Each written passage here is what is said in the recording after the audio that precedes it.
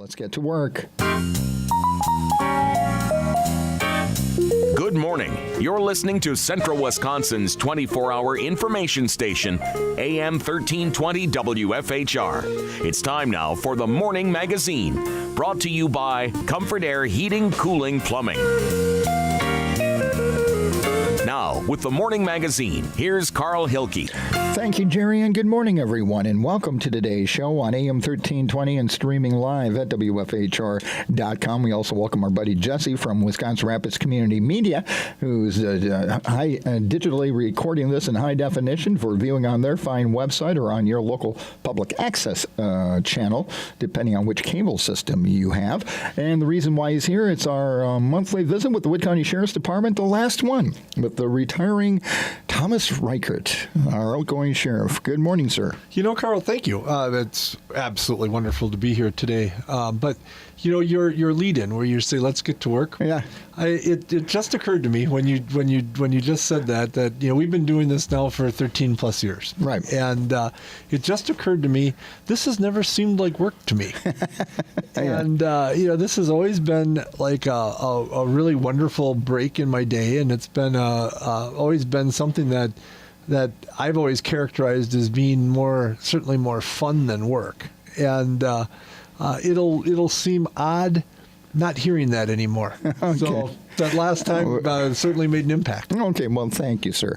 Yeah, and by the way, the new sheriff, he'll be here the next month, and we'll wish him all the best, but we're going to continue this tradition as we have had with the Wood County Sheriff's Department.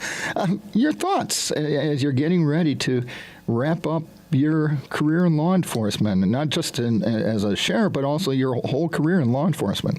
Well, and it's been a long one. You know, I started in February of 1982, and I was just talking with Pam about that when we were off air. I know you guys have been here a little bit longer than that, but with the radio station. But I'm relatively long of tooth in terms of career, and you know, we've had this has been like a very interesting time leading up. I brought in some of my old uniforms, and I very rarely wore a uniform since I left being a patrol deputy.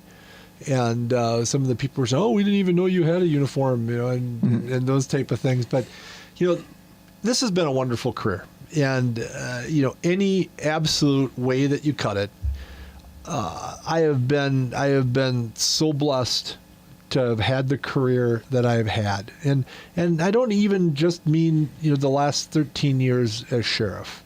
You know, the earlier years when I was a patrol deputy, and the 16 years that I spent as the juvenile affairs investigator for our department, those were wonderful, enriching years. You know, the last 13 and a half as sheriff certainly has been a wonderful capping, I guess, of my career, and I'm extraordinarily proud of the things that we've accomplished these last 13 years that I've been sheriff. But you know, you look back, you know, this is one of those moments I fully believe I still have a lot of life left to live.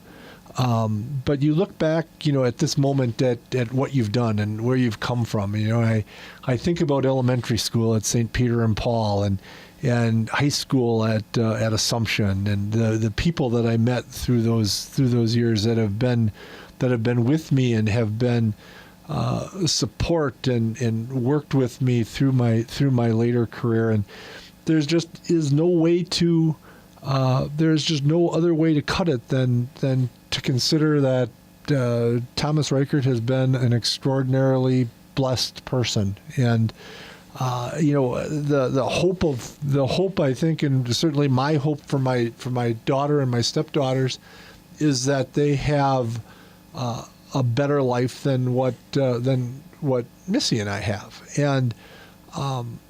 Looking back at it, you know, I'm hoping up in heaven my mom and dad are proud, because they got me on my way and they got me going, and the sisters and Father Kroblis over at St. Peter and Paul, they kept me on the straight and narrow and really kind of established a lot of what I am today, and so it's been a very wonderful and blessed life.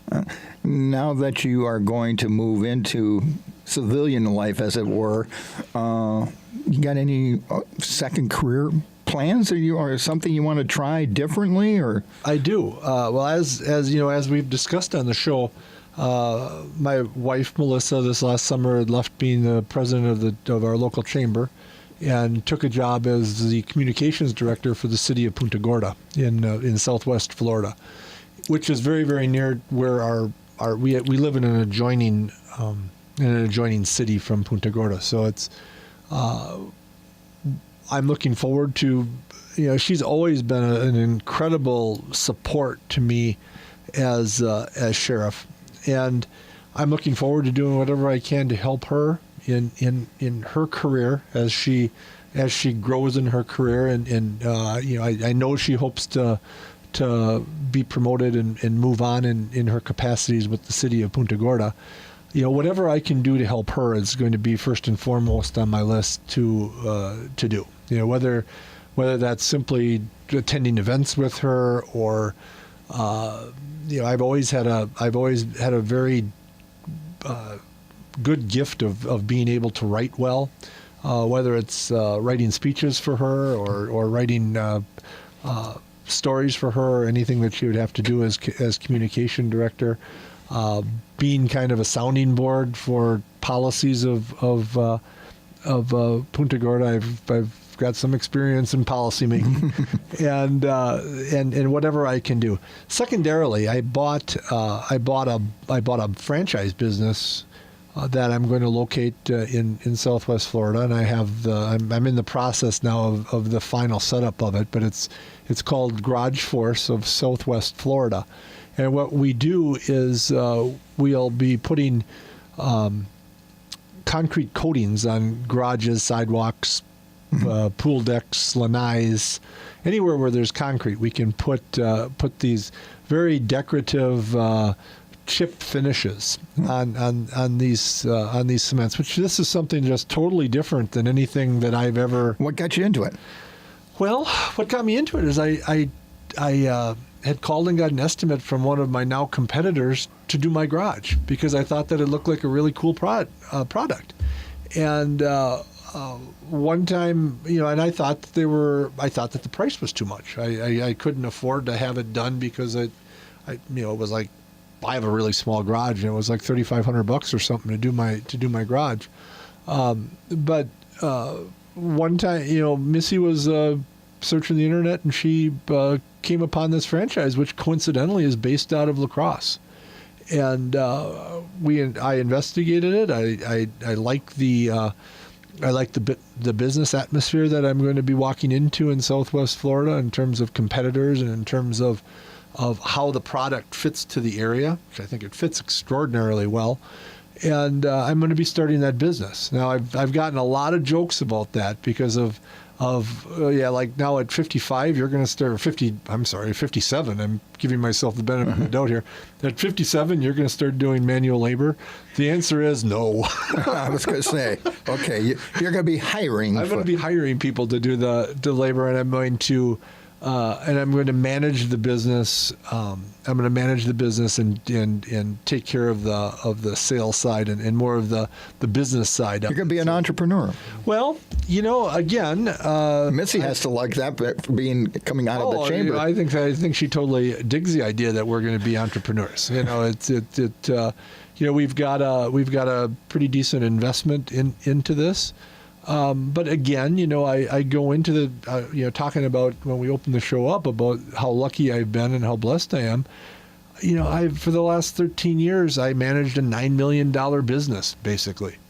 And I don't think my business is ever going to get to be valued at $9 million. So I think I can probably handle it. And I'm looking forward to finding like really good people to work for me. I had a handful of folks that I really always counted on at the sheriff's department that I'm going to miss, and I kidded with them like maybe it's time for them to consider a move to Southwest Florida so they could continue. So we continue to be together, but I haven't had any takers yet. I wanted to get this out of the way, and then we can continue looking back at your career and what you feel are your accomplishments. But Great. the recent controversy about the rescue squad. Sure. We've heard everybody else's side. I want to get your side. Do you regret even bringing that up? I don't. No, I really don't, because my career has been about making the right decisions, and whether or not the rescue squad remains or is disbanded is really somewhat irrelevant. The true fact of the matter is that the right business decision for the Wood County Sheriff's Department is to disband the Wood County Rescue Unit. And I'll go into some of the specific reasons that are actual facts. I think a lot of the discussion that has gone on around this falls under the category of being a more emotional discussion, because the rescue squad has meant a lot to people, and it's meant a lot to me. If some of the folks on rescue, if they're I think are kind of mad at me now about what's going on, but if they remember back, I'm the guy that got them the $250,000 truck that they drive around in. So I've always been a big supporter of them, but I just think that their time has come, again, for a number of reasons, that it doesn't make sense anymore for the department. And if I can, I'll go right. You mind? Like I said, we've heard from all the other. Certainly. Well, first and foremost is the fact that Wood County is the only, I don't believe there's another county in the whole state of Wisconsin that has a rescue squad. We're the only ones. So I think that tells you something right there. All of the services that exist for the rescue squad are duplicated by the emergency responders and the volunteer fire departments of our county, which makes the rescue squad literally just a duplication of services for something that already exists. One of the other things that I think is really, really telling about why the rescue squad isn't a good business choice at this juncture for the Sheriff's Department is the fact that we're pumping money into them, but they only serve a handful of extreme southern Wood County townships. Folks up in Marshfield don't know who the rescue squad is, and they don't realize any services other than perhaps a token fun run or some type of event where the rescue squad might show up. With that limited of an area and the availability of other emergency services providers to provide the services that they have doesn't really make any sense, in a purely business sense for the Sheriff's Department. The other big thing about the rescue squad is the cost. Now, let's keep in mind, they are serving 5 or 6 townships, I believe, and in those 5 or 6 townships, they are realizing services that are nice, that are decent. But those services for those 5 or 6 townships are being paid for by every single taxpayer in Wood County, whether they live in South Wood County, North Wood County, East Wood County, or West Wood County. I didn't enter into this decision. I find it kind of humorous now that there's going to be a resolution brought to the county board saying that the sheriff-elect should study the effect of the rescue squad. It's been studied. It's been there's been analysis done on this. In fact, when I met with Randy and we were considering doing this as a business move for the Sheriff's Department, we consulted with the director of the rescue squad, who's a really good friend of mine named Mike Weiberg.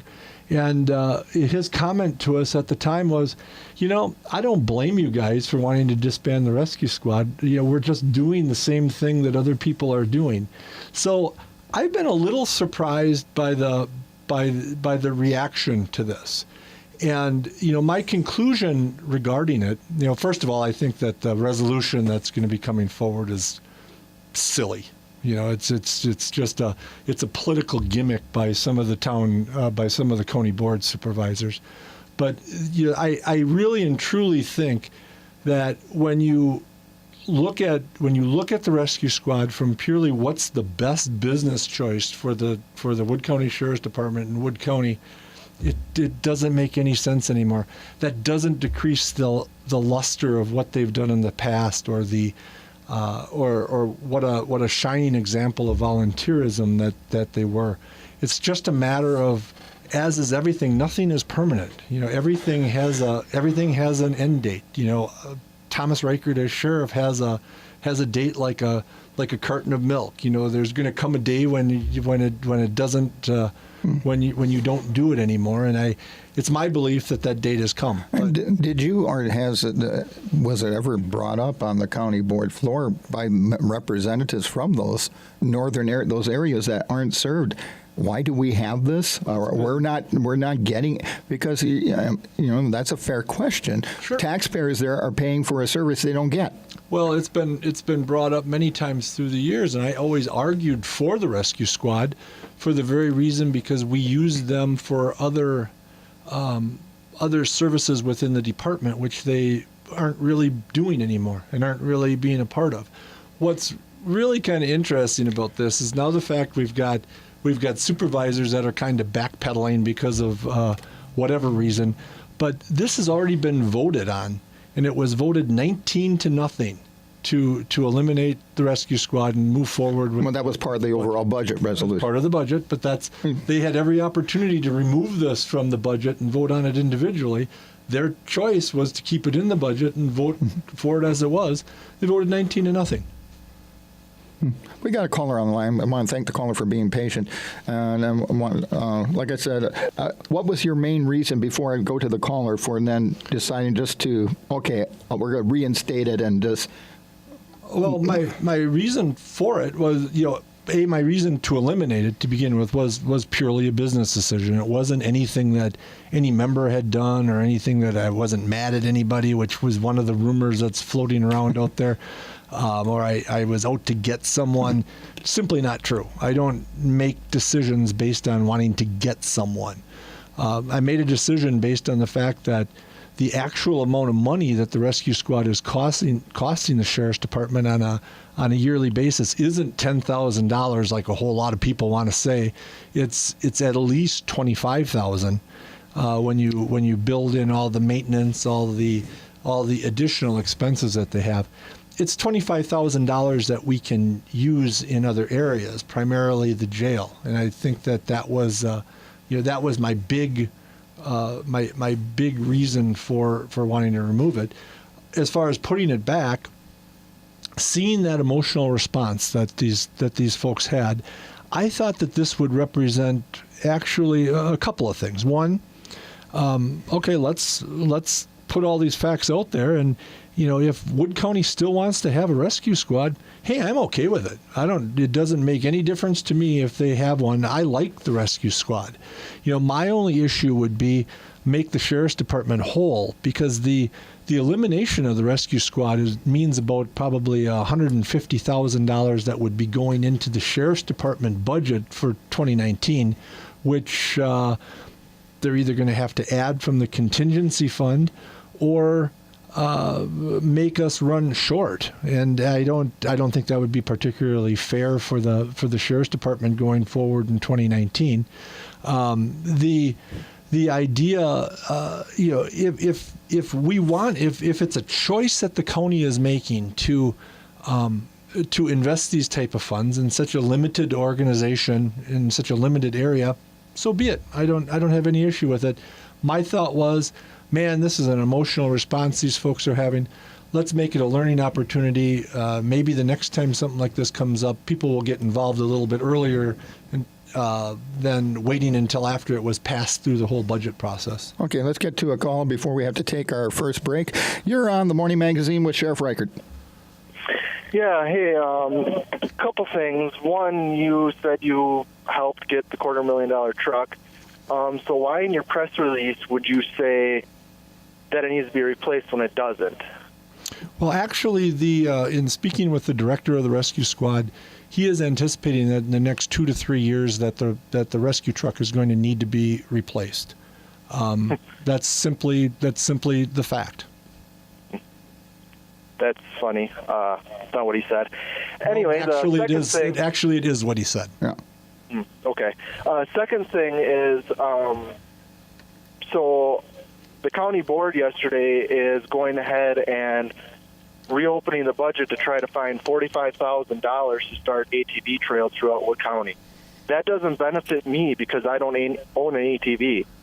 So look at what they're starting. Third thing is, you really need to stop listening to certain fire chiefs. You're arguing with the wrong person. If Wood County wants to have, stupid. Yeah, that probably was. But you're arguing with the wrong person. If Wood County wants to have a rescue squad, and there are a number of people that certainly are advocates for it. All I'm saying, now please listen to me. All I'm saying is that it is the right business decision for the sheriff's department to eliminate the rescue squad. If the county board supervisors want to spend money on something like that, they certainly have my blessing. I've always liked the rescue squad, so getting a snarky call about it doesn't really benefit anybody. In terms of I believe, like with recreational trails too, there's usually user fees involved. Well, and that's like talking about the fact that they're opening up or considering trails is like talking about apples to oranges. That there is really no parallel to the discussion about the rescue squad to the discussion about ATV trails. Caller, hold on. We're going to take our break and then be right back with more here on the Morning Magazine.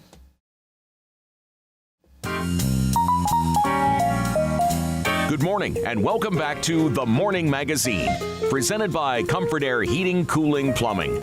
It's time for part 2. Once again, here's Carl Hilke. Thanks again, Jerry, and welcome back, everybody, to part 2 of today's show. Our last visit with Wood County Sheriff, the retiring Wood County Sheriff, Thomas Reichert.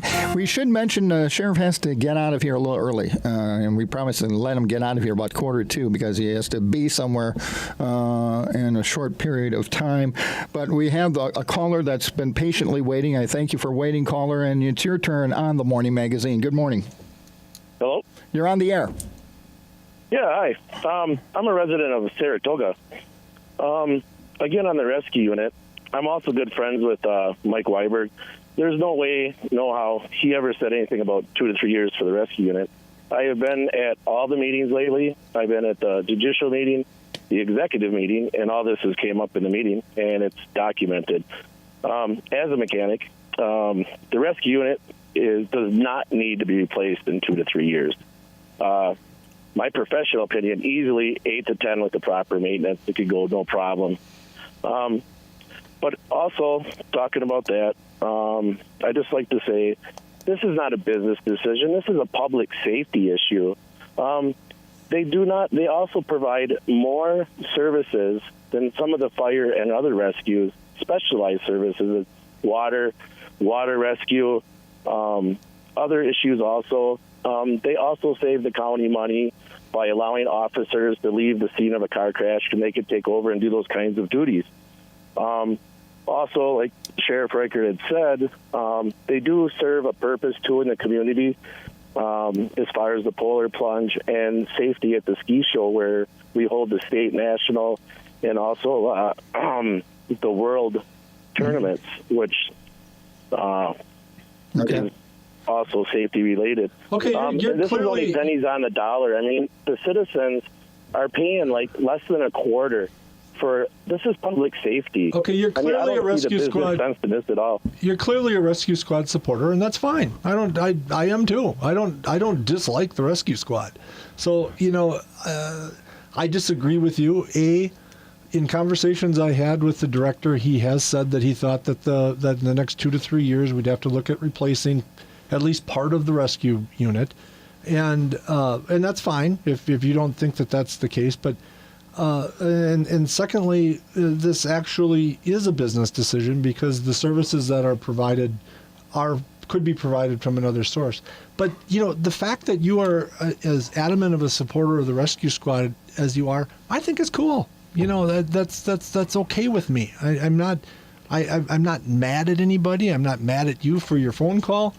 I guess we just disagree. I think that there are other areas of county government where this money could be better spent. I guess that's just as simple as it is.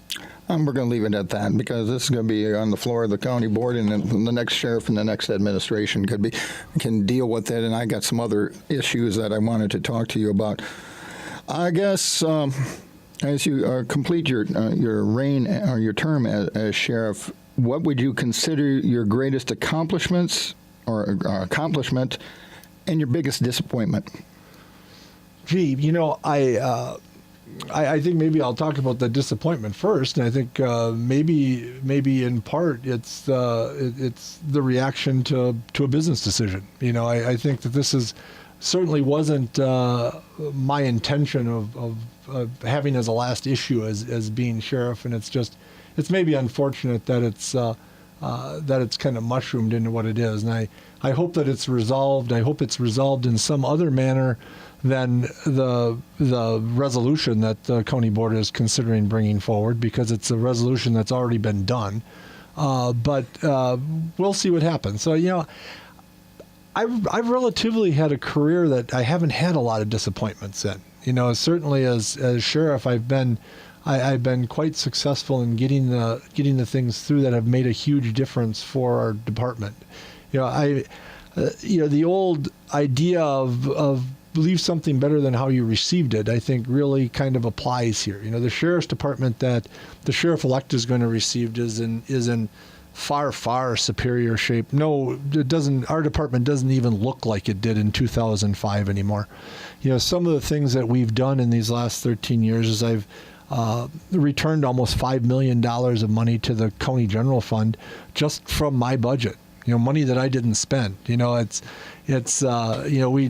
last caller talked about pennies on the dollar. I've watched the pennies on the dollar, and they add up. And it ended up being that I was able to return a very, very significant amount of money that benefited other areas of the county and benefited other departments in the county. And we did this through the Great Recession, which I think speaks of something of the management skills that particularly my undersheriff and my chief deputy, David Jostin, who was with me until 2010, and Randy Dohorst, who has been with me since 2010, speaks of their skill in terms of budget and the decisions that we've made. We've never had an unbalanced budget. You've never seen an ad, you've never seen a headline in the newspaper like we saw prior to 2005 that the sheriff's department was over budget at the end of a budget year. We've always been under budget. We have always taken care of the taxpayers of Wood County in a very appropriate and fiduciary way. We inherited a fleet of squad cars in 2005 that was junk, and we've revamped that with smart purchasing. Now we have a fleet of Tahoes that is second to none in the entire state, just in terms of the cars themselves. Not even talking about the technology. I was just talking with Randy Dorhorst about this yesterday, and the comment had come up that what was in the squad cars in 2005: a radio and a set of lights and a shotgun. That was basically it. And now the interiors of these squad cars are full of electronics. They're full of computers. They're full of printers. There's the technology that we've overseen and that we've been able to purchase. Again, we've been able to purchase this and make all of these upgrades to the squad cars while we still returned almost $5 million to the county. That's a huge accomplishment for me. In the area of just technology in general, we brought in a $500,000 grant to update the technology of the department itself, which we've talked about many times on your show, which has brought us out of the dark ages of technology and made us a leader in terms of the of technology issues and technology involved in investigations.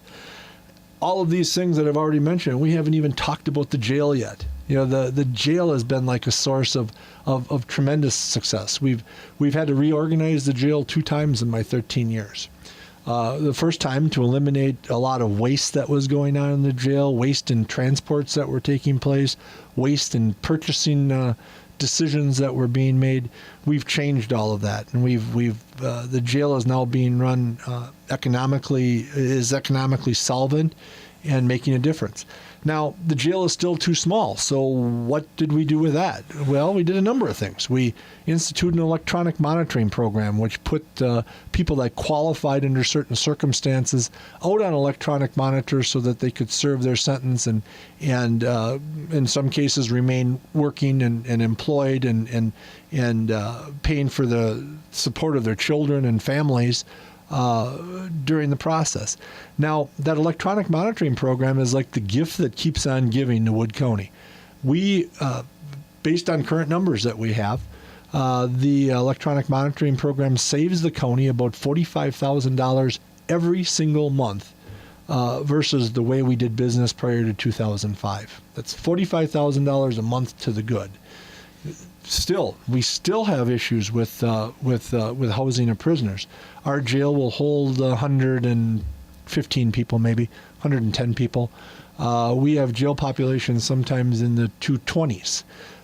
We've arranged for extraordinarily smart contracts that take place with WFHR, and after the first of the year, we're going to be having a contract that we negotiated this fall with Adams County to house our prisoners. In each case, each of these contracts, we actually pay less to the counties that are housing them than what it costs us to house our own prisoners within Wood County. What this also does is it affords, and it's afforded over these years, the opportunity for the Wood County Board to make a decision as to what they want to do in terms of long-term decisions with the Wood County Jail. A new jail in Wood County is going to cost an awful lot of money. I always go to the number $60 million because that's what the consultants had told us in 2014. Some people disagree with me, say it's going to be less, it's going to be more. I don't know. I'm not. I don't know right offhand. I'm guessing that 60 or 65 million is a good point to discuss it at. The idea, that we need to do something is maybe not true. If we can continue to move forward and get these positive contracts with other counties, we maybe for part of the future will be able to house our prisoners outside of our county and have that still make economic sense. Now, again, talking about business decisions, it does make economic sense to house them outside in the way that we're doing. An old friend of mine named Randy Schifferl, who was a county board supervisor for many years, always said, he goes, we can, when we were talking about building a new jail, he said we could pay for the brick and mortar. That's no problem. The problem in building this great big jail are going to be what our costs are going to be in terms of staffing it and the inner workings of the jail, such as food costs, staff, modern technology, amount, benefits that we're going to have to pay the staff. It is a far better economic choice right now for us, as long as our numbers remain somewhat similar to what they are right now, to leave it as it is and keep going forward with housing outside of the department. Overall, I'm just really proud of the fact that we brought the department up to date. We were lagging in 2005 terribly. We were, famously from when President Carter he gave a speech called the Malaise speech, right, which he talked about, which was actually taken out of context, but was perceived to mean that he meant that the county or that the country was in a malaise. I think the sheriff's department was in a malaise before 2005. I think, we had a group of folks that were running the department like it was run in 1980 or 1988 or 1990 or whatever the year might be, and not like bringing us forward. But we tried our best, and we brought our department forward, and I'm proud to hand the baton off to the sheriff-elect, and he receives a department that is technology on the edge. We've got great cars, we've got great equipment, and we've got a great staff. So I'm really proud of my body of work in the last 13 years. Before I let you go, what would be your one word of advice to Sheriff-elect Becker? The biggest thing that I would tell him is he's got wonderful people that will remain in his senior staff. Quentin Ellis and Randy Dorhorst are both incredibly smart and conceptually know very well how to run a sheriff's department. And my advice to Sean would be, and I've actually given this to him, would be to rely on these people. These are like really, really smart people that are that grasp the concept. You can have people that are intelligent but just don't get it and don't get the idea of how A and B work together within a $9 million sheriff's department. Quentin Ellis and Randy Dorhorst understand how that works. I know Randy is thinking about retiring sometime in the future, which I think is going to make Quentin all the more valuable as time goes on. But my advice would be to rely on these people and listen to what they say, and not fall into any of the traps. It's an interesting thing. I've always considered myself an administrator that had some police skills, and I always thought that made more sense for a sheriff than a policeman who wanted to be sheriff. So my advice to Sean is to be an administrator who has police skills, and look at things in a maybe in a different way than what the rank and file officers might be, because the best choice for the sheriff's department and for Wood County isn't always what the officers think is the right choice. And Randy and Quentin certainly understand that, and they certainly get that idea. And I would look for that. I would look for the department to keep moving forward like we've taken it. One final question before I let you go, because I know you got to get out of here. What are you going to miss most? I'm going to miss almost everything about this. I'm going to miss coming here and doing this show. I'm going to miss coming in the morning and having the challenge of what happened during the night and whatever we need to deal with during the day. I'm going to miss going to lunch with my senior staff. I'm going to miss my staff at the sheriff's department. Everything moves on though. Nothing is a permanent thing. And I choose to look at this. I'm reading a book right now that President Carter coincidentally wrote about life after his election loss, and what he did to focus on going to the future. And I'm going to try to take a similar approach. And I've often mentioned on your show that I think that I'm the most optimistic guy in Wisconsin Rapids, and I remain the most optimistic guy in Wisconsin Rapids, and I look forward to challenges in the next portion of my life. Well, we wish you and your lovely wife, Missy, all the best in your new life in Florida. I'm sure you'll probably be both of you will be making trips up here to see your family. Our kids and our grandkids are up here. We'll be up here probably every 6 weeks or so. Okay. Probably. Okay. Well, enjoy retirement. It sounds like you're going to be busy. I'm going to try to. Okay. I'm sure Missy has a honey-do list for you that. She doesn't do that. Oh, no. She doesn't. She doesn't. I got to talk to her. I usually make the list of the stuff to do. So I'm kind of lucky that way. Well, I'm going to let you get out of here because I appreciate the time and I wish you all the best. Thank you so much. And thank you for your service. This has been an honor. Okay. Thank you. Okay, take care. Jesse, thanks, buddy. And that's Wood County Sheriff Thomas Reichert, and we're going to take a break here on the Morning Magazine.